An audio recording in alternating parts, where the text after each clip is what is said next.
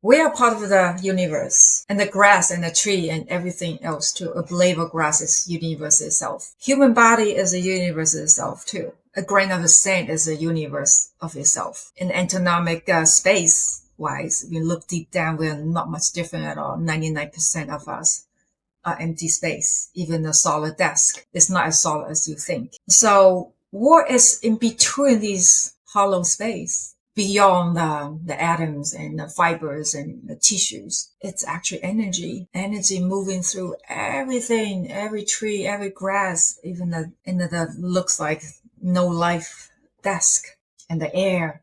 So our human body is like the entire universe with a river where energy flows through. 2, 1, 0. Hi, welcome to Stellar Life Podcast. This is your host, Orion. I'm so happy that you're here. I am sharing with you a little treasure I found a few weeks ago. I've been to so many different acupuncturists, and some of them are great, and some of them are just okay.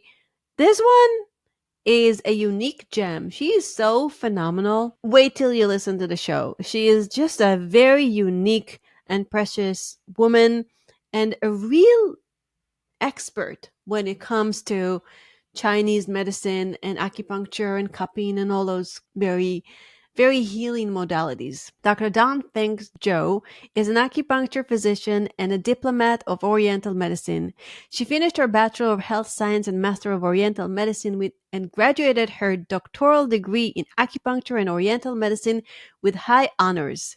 Dr. Zhou's personal healing with acupuncture and herbal medicine helped her overcome long-standing issues. She implements the most effective and least invasive methods to holistically treat her patients and give them the best results. And she's so committed to her craft. She travels to China every once in a while to learn with her masters, and she just keeps studying and evolving.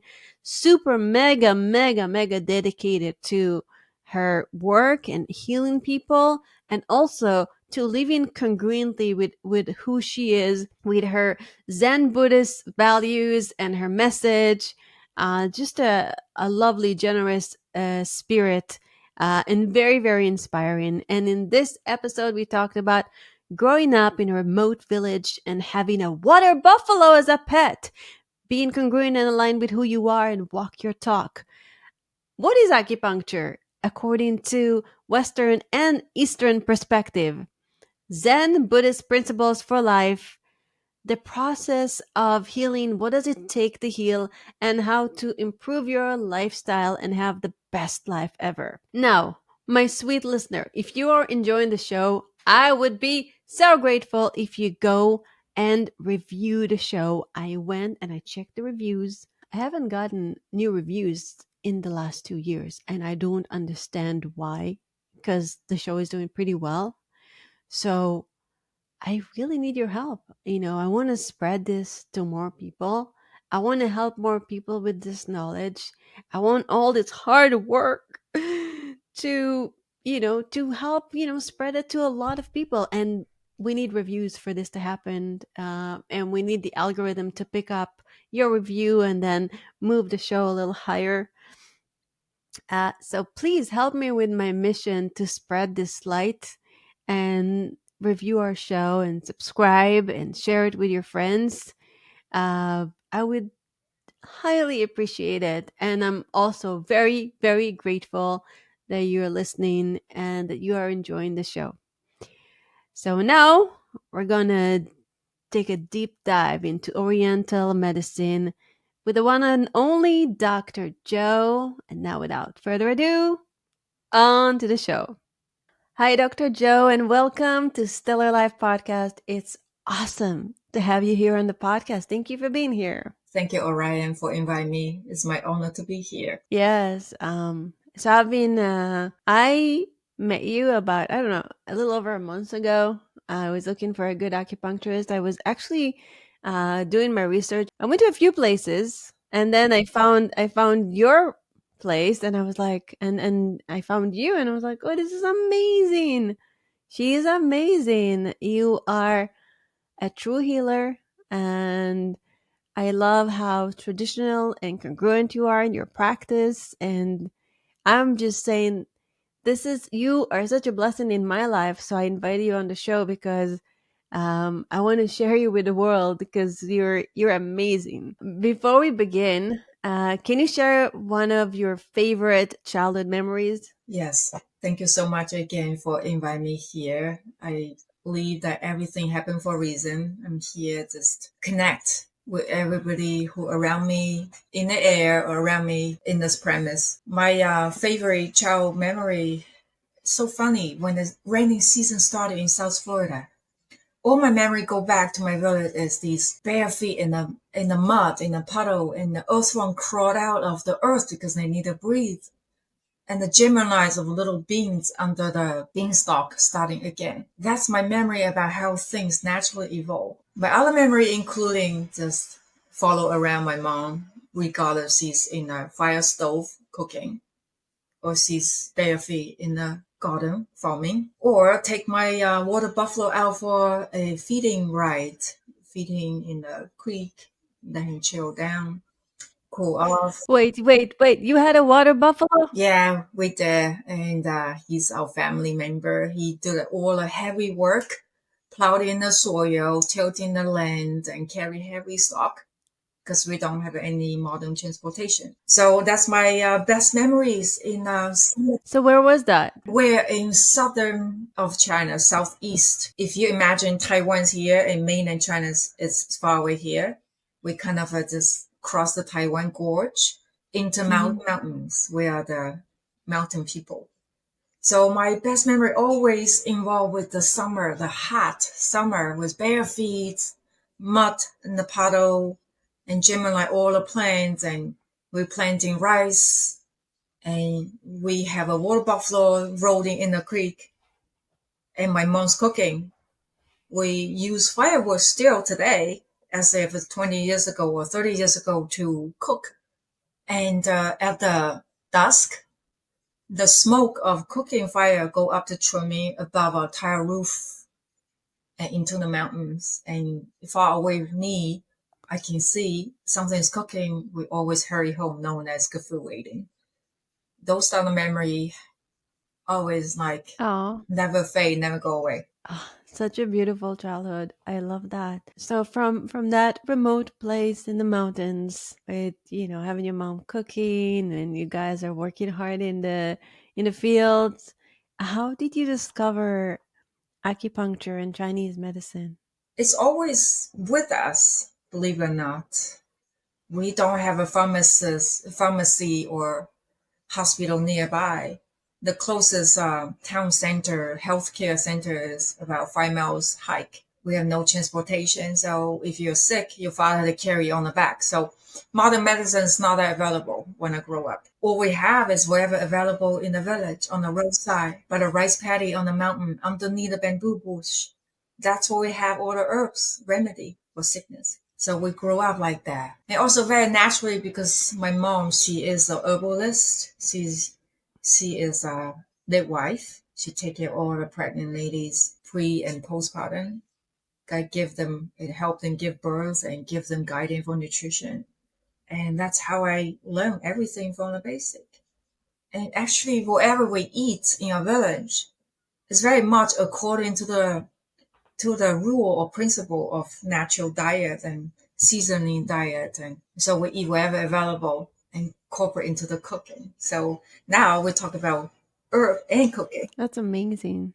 That's so cool. Yeah, sorry, I don't carry. We want to speak about cooking and herbs. No, I love cooking and I love herbs. I think that in a past life I was a like kind of like a hippie herbalist, maybe even like a witch healer. I think one of my past life was that where I was, yeah, like I love it.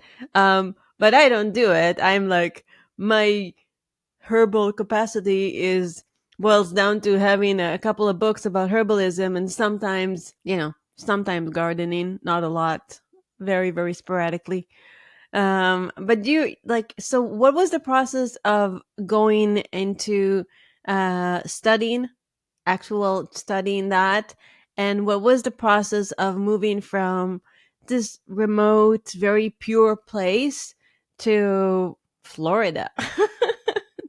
That must have been a very difficult transition or an overwhelming one. Actually, it's not that overwhelming. It's just a long road. First, I mean, I go to middle school, high school in the other town, hiking away. At age of 16, I finally moved to boarding school, high school. And then age of 20 or 19, go to university. I did not want to be a herbalist or natural path medicine at all because I don't want anything to remind me what's behind my village. Essentially, we are very remote. We have nothing. You were shocked when you moved to big city, like, how behind could we be back in the village? We had nothing. We never have access for TV or electric until the age of a 15. So shockingly, I just want to make a change so drastically. So I actually choose international business trading as a major in university. But at my way, at my age of 23 or 24, I was doing pretty well at my age. In Guangzhou, a friend invited me to a Chinese medicine university to have a night class. I was just starting like, what? How could this thing actually ever exist? I was just fascinated by the theory, and I went to clinical observation and I see so many things that's happening from my eyes, miraculously. And I say, maybe something else rather than international business is pretty dry and boring and a lot of money, but pretty stressful work. And I probably have something else, some other way out of this by doing what you're really actually naturally calling for and in sync with whatever I have. And I abandoned on the side by pursuing something that it's not really me. So long winding road. And later on, I moved to the United States. I still resist to practice Chinese medicine. And I started looking for a Western medicine route. And then I thinking to myself, are you sure you're going to dive into something that you're not really believing? So fair enough, no. And I back to as a Chinese doctor acupuncture again and finished my further study and whatever certification I need in the United States. And I got my doctoral degree about 4 years ago in Florida. And I believe that I'm still have a more story to tell and it's a long journey, but I believe that this is the only way that I would carry on as a Chinese medicine doctor. That's so beautiful. I am so happy, and you brought up such an important point where it happened to me when I moved to I used to live in Japan. I lived in Japan for 3.5 years, and then I moved to US to study acting. And I used to wear my like really cool like Harajuku style, not really Harajuku, but super cool like Japanese fashion. It looked different. I looked different. I felt different, and it was nice until I went to. I wasn't different in Japan. I was always different in Japan because I was a gaijin. I was a foreigner, but uh, when I came to New York City and I was in the acting school, everybody wore t-shirts and jeans and black, and the way I was dressing up stood up, and I had a heavy accent back there, and I really wanted to fit in. So I started like wearing like black t-shirts and trying to, reduce my accent as much as possible, which I have, and which serves me well because I guess now my listeners can understand me a little better. But and even in acting school, I wanted to be like Wonder Woman, like I wanted to be a superhero. But when I went to casting agencies, they said, "Well, with your look and accent, you can maybe play a terrorist." Um, and so I believed it. I believed everything people told me. I was young, and I tried to blend in, and it never ever worked. I was always me, and I will always be me with my heritage and my culture and my life experience, and trying to be someone else never ever ever worked. And also listening to external voices that tells you that you can't, because apparently now one of the most iconic American superheroes is Gal Gadot, who is Wonder Woman, right? And not only she did not change her accent, they made the whole city of Themyscira, that like they taught the other cast member to have an Israeli accent so they can match her. What a shift in perspective. And one of the things that I see about you come into your practice, because when the moment you go into your office, you see beautiful plants and beautiful Zen art on the wall.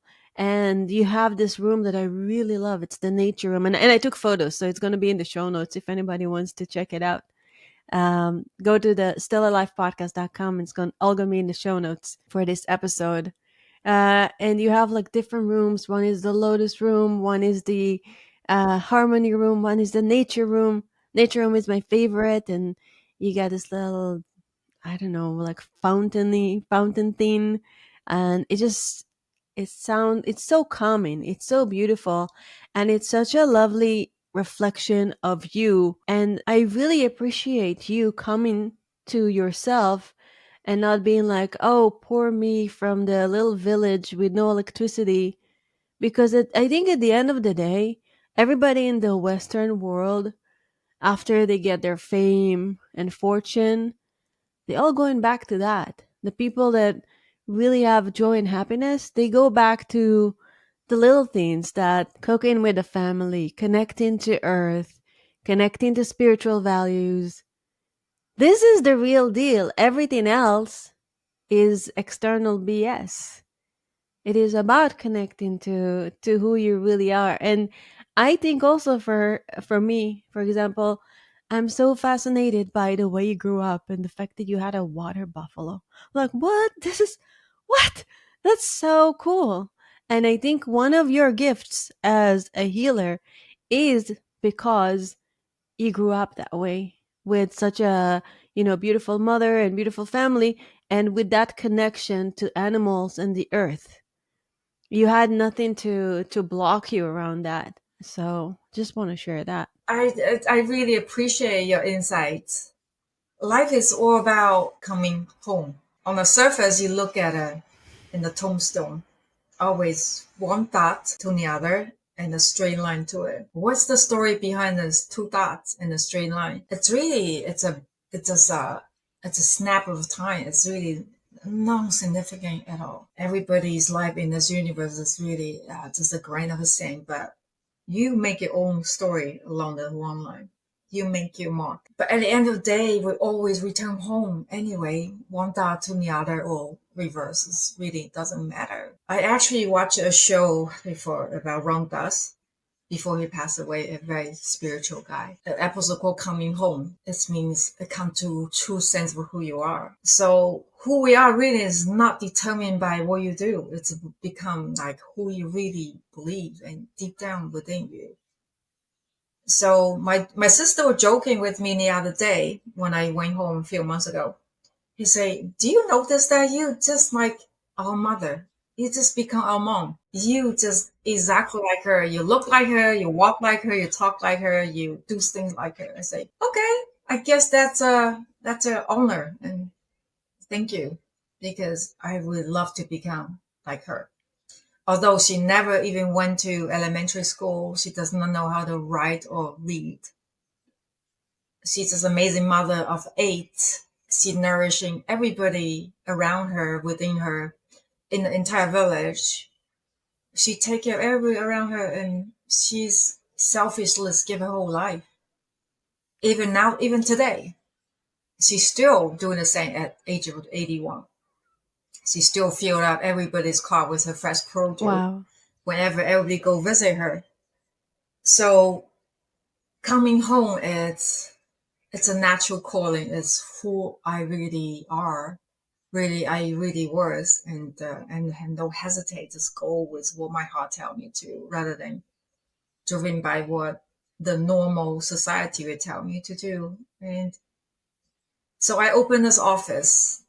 You can see our name of our clinic is tiny little wood board in the front. Acupuncture, simple as it is.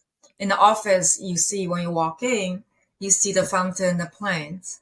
But we are so bored. We have no reading material.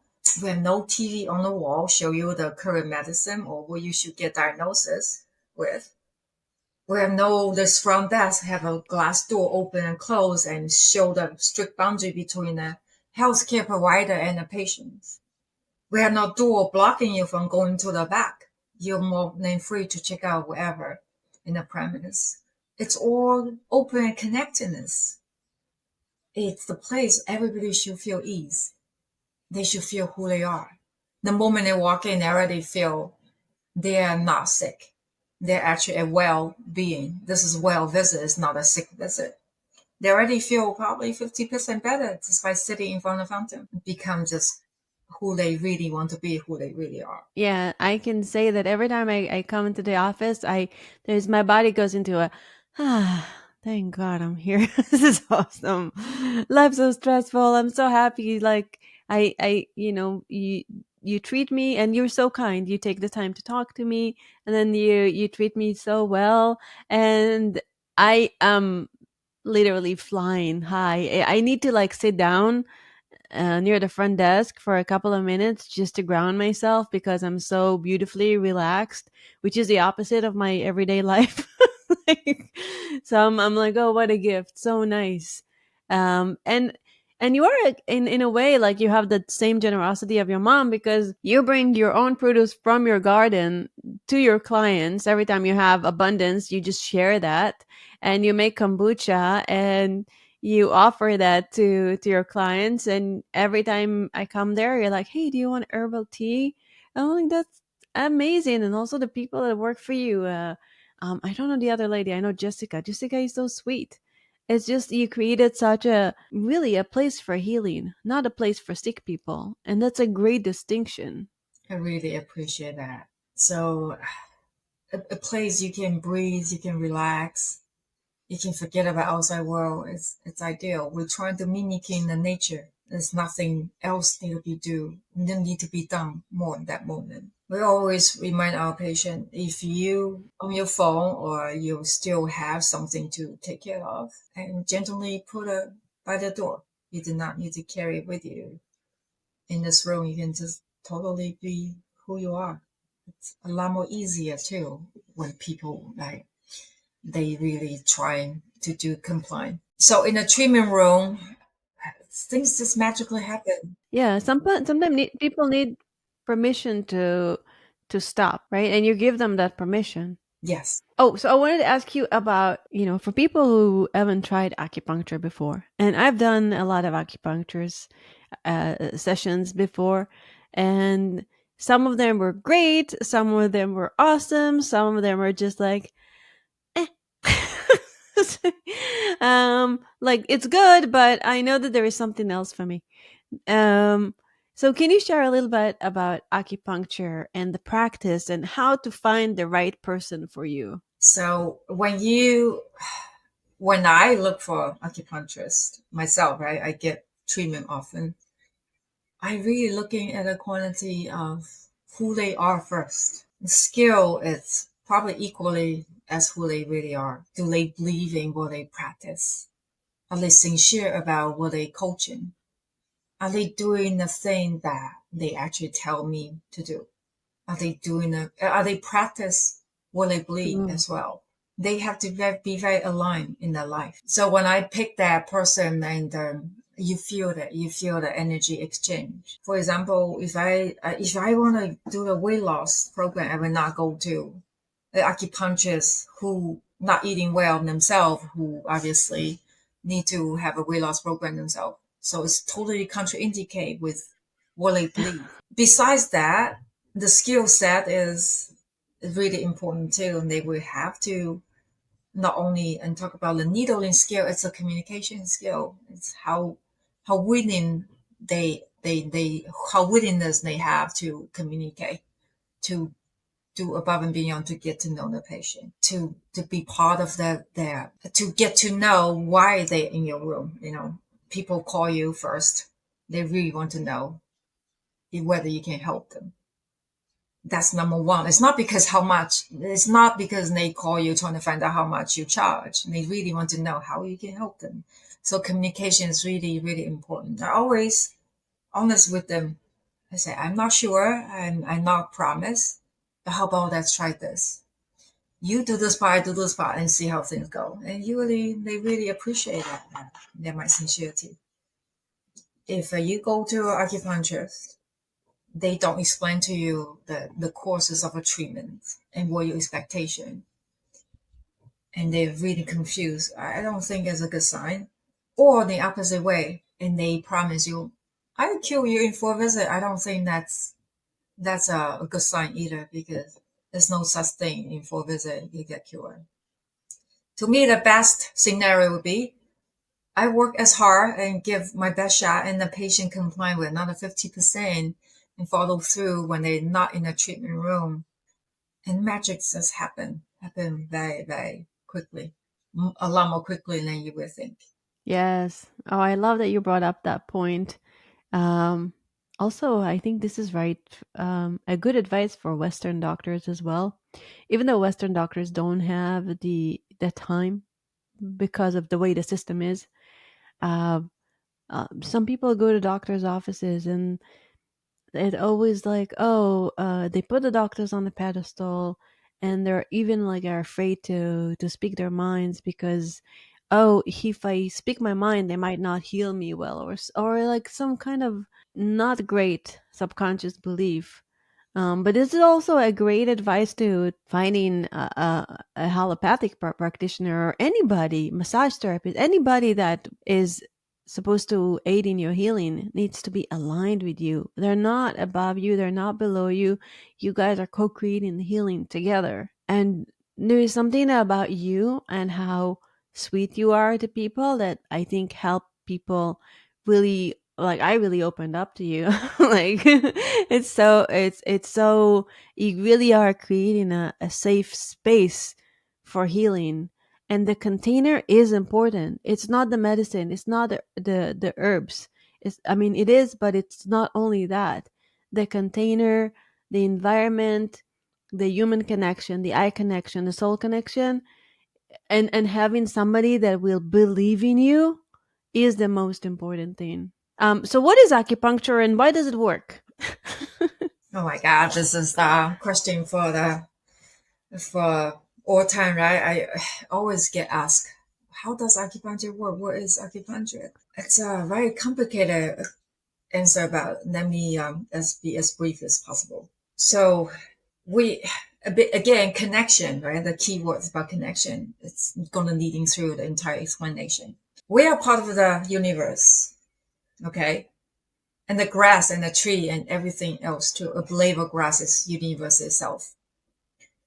Human body is a universe itself too. A grain of sand is a universe of itself. And in anatomic space wise, if you look deep down, we're not much different at all. 99% of us are empty space. Even a solid desk is not as solid as you think. So what is in between these hollow space, beyond the atoms and the fibers and the tissues? It's actually energy moving through everything, every tree, every grass, even the looks like no life desk, and the air. So our human body is like the entire universe with a river where energy flow through. Oftentimes, because our human behavior, our overindulging of anything, it can be over exercise, overeating, overthinking, over worry, anything could stop the flow of the energy. You suddenly become staticky and it's working, nothing's flowing. So it's backflow to other channel, like river all through your body, just like river all around the earth's surface.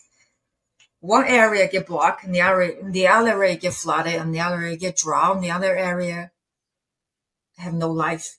So as acupuncturists, our job is remove this obstacle, allow the river to flow by just inserting certain area and just remove this and that. Here we go. You recover the balance of the river. You cover the entire ground surface in your internal and external. But that's purely explanation in energy world. In Western medicine way of explanation, how acupuncture work probably easy to understand is by inserting certain needle, you increase the cortex activity in certain reflecting area. For example, if you insert one needle in your liver, in your large intestine 4, right behind your your thumb and your index. In functional MRI, actually, it lit up in your frontal area. Means a lot of activity going and moving. And so how do we discover this point good for relieving headache, congestion, stress?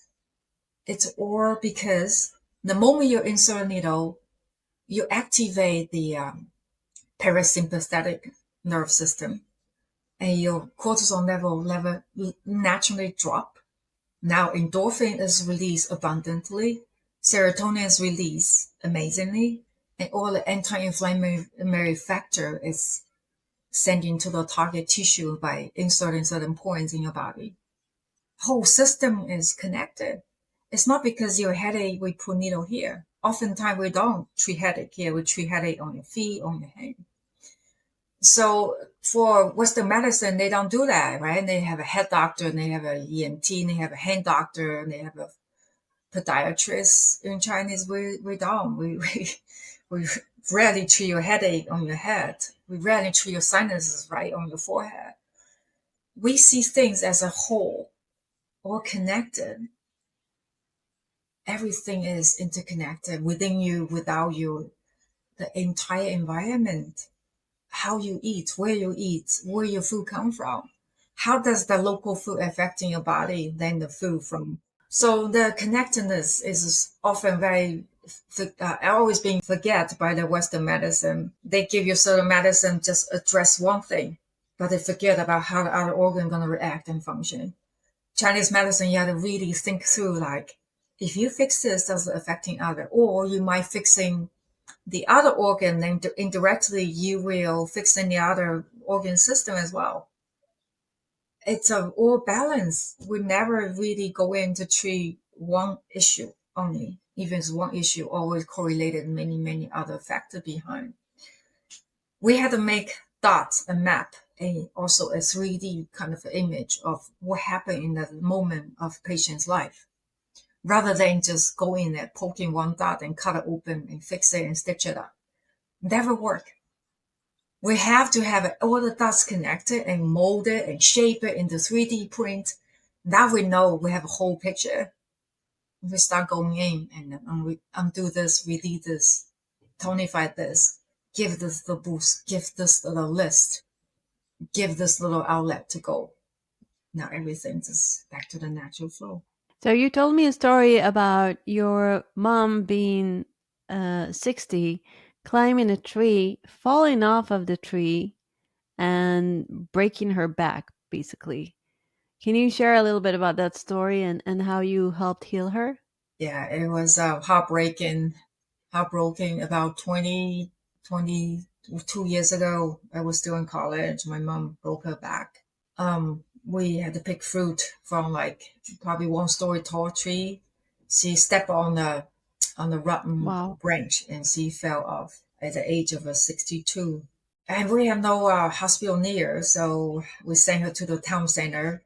There's no MRI or X-ray, and there's an X-ray machine, but I believe never worked. And the X-ray show clearly she have dislocated her spine. She cannot move from her bottom down. And they say you had to go to a bigger hospital. Oh, so she was paralyzed from the waist down? Yeah, she couldn't walk, couldn't do anything. So Wow. they say you have to go to a bigger hospital. We don't do anything here. You need her surgery, otherwise you'll be paralyzed rest of your life. And my mom, as stubborn as I am, she say, I don't want to go through surgery. I don't believe in surgery. She say, look, I can, no, she wasn't paralyzed. I'm sorry. Yeah. But her nerve is totally compressed. She said, I can still move my toe. I cannot walk or stand anymore, but let me see what happens. So she refused to go surgery route. So we have to basically carry her home and put into the first floor of our house. What we did was really just herbal medicine. And my sister, she is a massage therapist. She was trained very well. So I give her a set of acupressure point and a set of herbal formula. I wasn't even living in a village or even nearby. I just went to visit her time to time. to monitoring her progress. With under my sister's care and my teacher's formula and the settle point, gradually after 6 months, she started walking little by little with a cane, and now she's age of 81. I mean, she walked a little bit crooked, but not a huge difference. She still carry 50 pounds of soil on her shoulder, walking 2 miles. There's no affecting. My goodness. At 81 years old. At 81, she's still doing her gardening. That's so beautiful. Wow. That's an incredible story. And I love that. Because I mean sometimes the allopathic medicine is obviously needed, and there are always different ways to heal. And I'm so glad, because she had basically the same recovery she would have had if she had done the surgery, and probably would have even more agonizing because she would wait for the surgery and have to drive and travel and come back and have her back cut open and all that. And and I know that with Chinese medicine, when you cut the tissues, you block the chi, right? You block the energy. So it's a blessing. She actually healed. Is that true? Yeah, any tissue you cut brutally eventually going to affecting the energy flow. In Western medicine, you either cut a vessel or the certain nerve and the tendon. So it's always different, always different. So back to my mom's, she's so fascinating, self-healing at the process, and with her belief in the natural medicine as well. So she is really my inspiration. Everything she does, it makes sense now. It makes perfect sense. I admire her so much. I went back twice last year to see her. Each time that she complained, "Oh, mom is getting old. You should come more often to visit me." I say, "Mom, look, no, you're still providing food for all your 8 kids. We wish you lived to 125." Wow. So beautiful. Oh, how sweet. Can you share a bit about some of the miracles or that happened in your office, or cases where you're like, I'm not sure I can do it, but I'm going to try, that even surprised you? Or that you saw, because I know you interned with your 80 something year old acupuncture master in China every once in a while as well, till today. So, what type of things you saw, miracles you saw in your office that beat the odds or creating the impossible? Or the miracle, so-called, it's actually very common now. After you practice for a while, it's just, yeah, you say, okay, I kind of got this. But at the beginning, when I first practice, it's like, oh my God, this work. You're so excited and call your coworker, your teacher, say, oh my God, see this work. And look at you. Yes, of course, work. So some of these miracle I witnessed all this year, like a patient like was like covered out with head and shivering and migraine headache, 10 out of 10, pounding headache. It was carried in by husband. Just in 5 minutes, we put two needle in the hand, one needle in the hand, one needle in the foot. And then some electric goes through the whole entire body. They say, oh, what is that? It hurt. I say, okay, how's your headache now? You say, oh, it's gone. So it's like within 5 minutes, they already feel the relief of a humongous migraine headache caused them like they had to call out for work. And of course, hour later, they can drive home by themselves. It's very, very, very fast relief. Other case, Wow. like I have a patient come in with eye floater. She say her eye floater was so ignorant, looks like airplane shape. Always covered on her right ear, right eyes cannot go away. And I said, okay, I never treat this before, but let me do it. So we pull out a needle and I said, you have to close your eyes for this needle. She said, why? I said, because this needle gonna be in your eyes. She was freaking out. I said, okay, let's try. So I put one needle in the corner of her eyes, deep in 2 inch, 2 inch deep. It doesn't hurt at all. There's empty space between your eyes before you touch the nerve. And her floater recovered just one visit. Just one visit. That been bothering her for years. Wow. Oh, that's incredible. And How often do you think one should get acupuncture? In ideal world, I think we should live like J-Lo. We should have a acupuncturist, massage therapist with you 24/7, anytime. Hey, there's a needle right here now. You're overthinking. Can you put one needle here? And I think as a lifestyle reminder, probably once a week, it's like it's going to lead your body to a state of a harmonize. That way, that disease less likely going to bother you, and you live life a lot more happier, more productive. How does faith and lifestyle affect one's healing? Faith says it's correlated with who you really are. It's not only what you believe in, and you apply actions based on your faith. It's very powerful for a patient or a practitioner both way. And do you see a difference between clients who come and they don't believe in the practice and don't believe in themselves to ones that do? I mean, people they come in sometimes very skeptical. I would say cases like this, Right. it's more difficult because they do not believe in themselves and they have no trust in me. They have no trust about any surrounding. They probably have no trust in everything they do in their real life. So people like that, it's a little tougher, but we can always meet at that level as well. We provide a bridge that them Mm, crawl over. Once they cross over, and then they're all yours. You make them believer. But some people, it's not your time to heal them. They will, again, like you say, you will need the permission to heal them, and they right. will have to give you permission. At that moment, if they're so guarded, there's no permission. You knock on the door, it's not opening. It's nothing you can do. They will come to that time. Right. It's divine timing, and sometimes people say they want to heal, but there is something about being a sick person or having that problem that subconsciously, it's not a conscious thing usually, subconsciously serves them because they get more love and attention when they're that, or they don't have to go and do some things because they have a certain condition, or it becomes a part of their identity to a degree where they don't want to change it because if I see myself as a healed person, who am I? I don't know myself. I'm going to be a completely different person. So there is some fear around the change, and that can prevent healing Absolutely. because we are co-creating. When a patient and a doctor comes together, they co-creating with universal energy, and in like they have a co-creation between the both and with the higher power, innate power that because God, universe, that energy is the watchmaker, right? It created us, so it can fix everything if we open up enough to you know sometimes it's for somebody who's going through a hard time right now and wants to heal and have a hard time believing they are able to heal.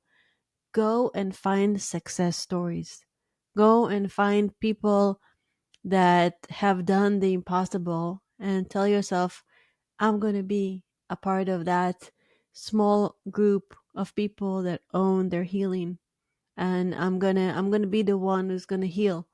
I'm going to be a part of that group, not a part of statistics that are usually incorrect, not a part of other people's opinions or even my own opinion about my healing, because my desire to heal is greater than my desire to suffer or my desire to be locked into my identity or to be right about being a sick person, right? Totally agree. Like in your field too of healing, you have to meet a practitioner halfway, and you have to able to connect and willing to share, willing to open, willing to heal.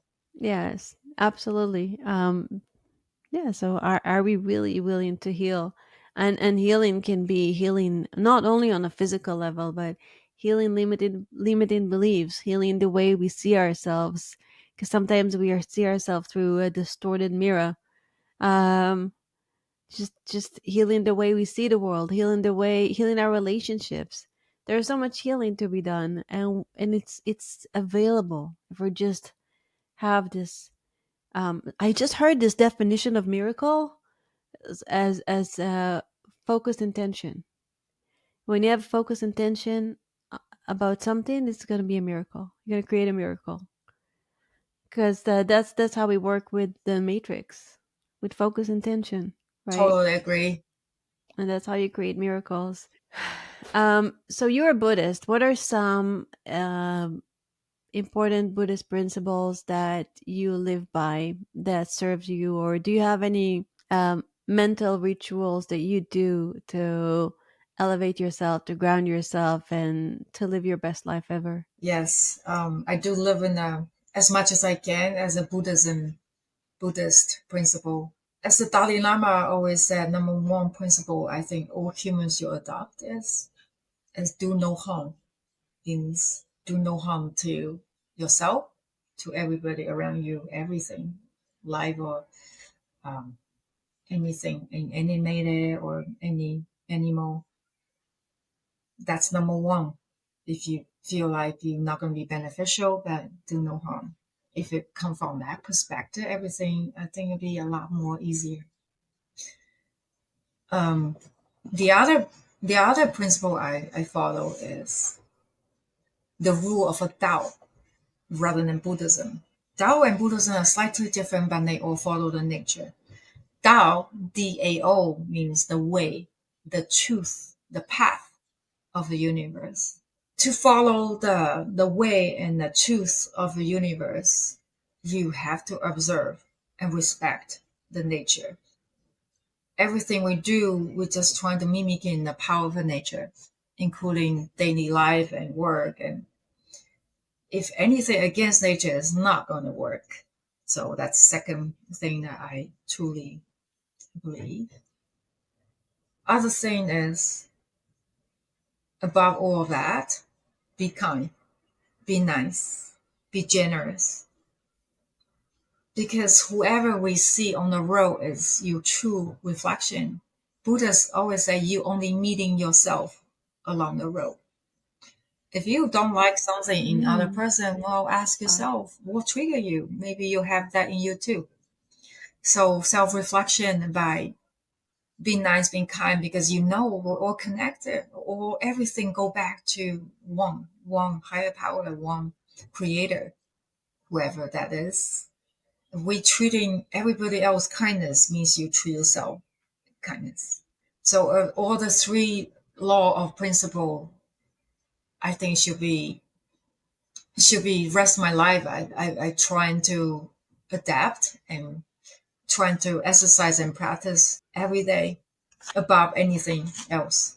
So beautiful. Can you share a little bit about your gardening and your garden, and what do you do in order to? So there's two questions in one. One is about your garden. Tell me a little bit about your garden, and the other one is because it's related. I know that you cook most of your produce from your garden. So what's your lifestyle like as far as nutrition and as far as gardening? So funny enough, when you get older, you just become your mom again, right? Your mother, like my mother, and so on. It's just trying to be like her. Cannot wait to grow old like her, have a gray hair and a beautiful face. I try to live the life that Mhm. harmonize with surroundings. I believe in what I'm doing, what I'm coaching, what I'm practicing. I try to walk the talk. So by living the life that I always wanted and show people are actually doing it, I think it's very powerful, right? Affecting everybody. Start doing gardening, and they all go to the same nursery I go now. We bump into each other very often. I think gardening just make you happier. Um, More than 10% though, I think. It's it's not only very good for your hormone level, for your stress, for your focus, for your sleep quality. But also you provide abundance of a produce for yourself, for your family, for your neighbors. For my patients, I always bring my fresh produce that's overwhelming in my garden to share. The herbs for them to for anti-inflammatory teas, and I can provide all that. Yesterday I just brought in a fresh cut pineapple and people was passing around and smelled. I said, wow, this real pineapple is supposed to Ah, smell like. I said, oh, take it home. You can eat it and grow it again. They was just so happy. A lot of herbs are trying to show example here in South Florida what's available to grow, and it's very hardy, easy to grow, and to share. Whoever I encounter, tell them you need a cutting, come to me and I give you a cutting, and this is good for this. In your scenario, you should grow this, you should grow that. You have a blood pressure issue, I will give you a moringa tree. That seeds was gifted into me by another patient. Now I give it to you. So it become a circle of support of a community. By gardening, I just suddenly opens up another wave of connection of a community around me. Now you're not only providing nutrition, you're providing your own health to yourself and your family, and you influence everybody around you, and you learn, you grow as a community, as a family. Yeah, that's such a special thing about your office. All the greenery and the teas and the kombuchas and the fresh produce. It's really magical. Like really, really magical. And the value on community is so important, and sharing. Um, we're meant to be herd animals. We're meant to live together. We're meant to live in community. And the Western lifestyle, unfortunately, uh, promote individualism, which is great. We can be an individual and yet not so isolated. You know, this lifestyle of social media and living, connecting, like this illusion of connecting to other people through screens. It's not true connection. True connection is, like you said, when you come together, when you share a bite to eat, when you grow things together. And I do agree that gardening can be very healing, because just putting your feet on the earth or touching a plant, you get all the electricity to balance your body, to ground you, to center you. It's every time I feel like I'm spinning out of control, I go outside and just put my bare feet on the grass, or I'll hug a tree, and it helps.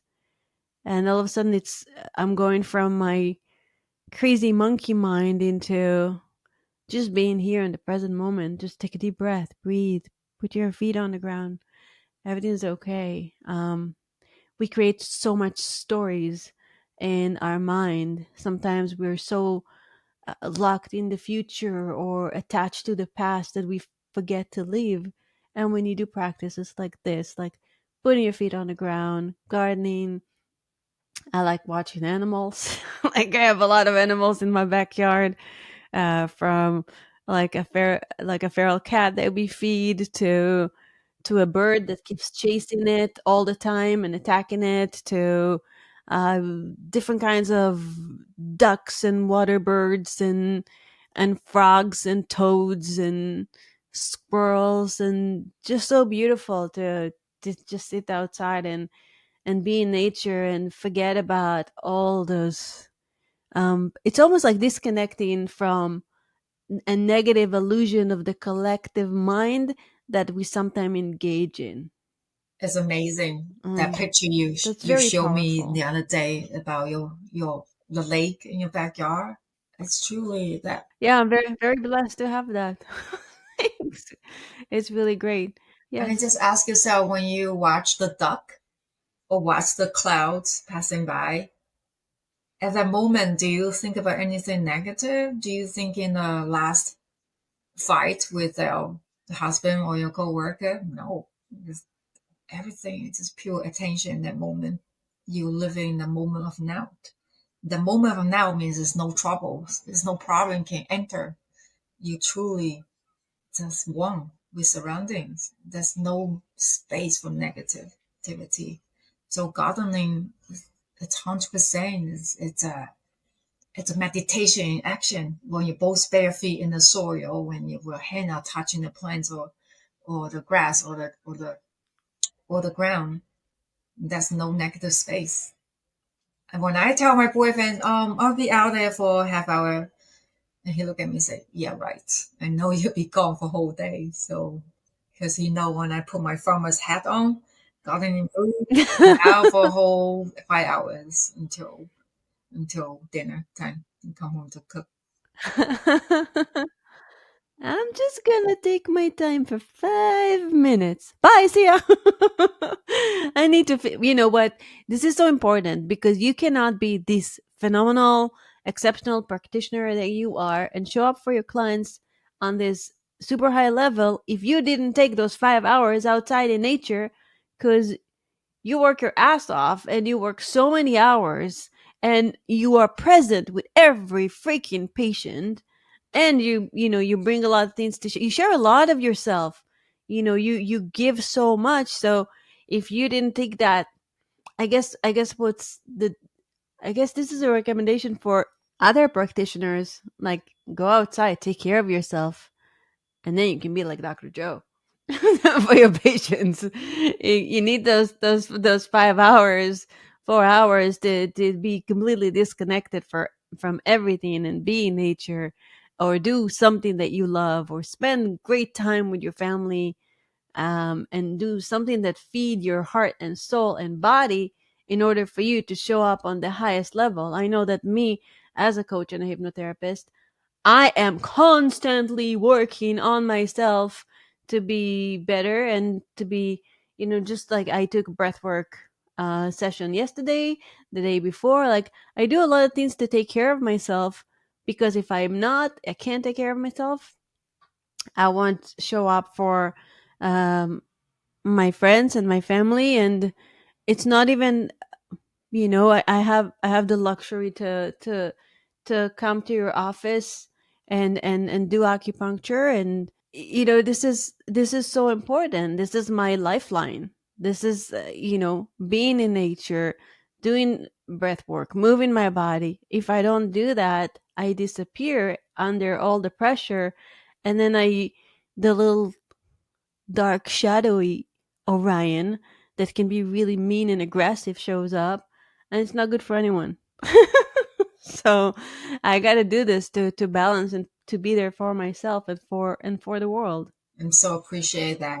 So and that said, I also embrace my shadow part. Okay, I love you. I love me even when I'm not that 100% like exactly like the person I'm supposed to be. And also, this is really important for everybody that is listening.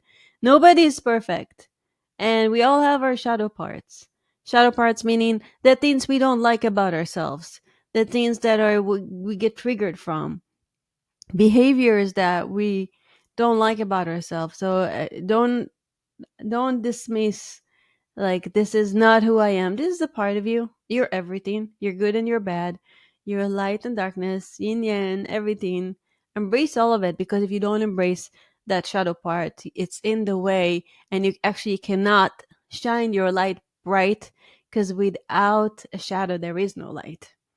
So this is also a part of the path to be kind and gentle and loving to yourself, regardless of whatever's going on in your life, or behaviors you don't like about yourself, or things that you say that you regret. Put blame, shame aside, and just give yourself a little hug and say, hey, you're okay. I love you.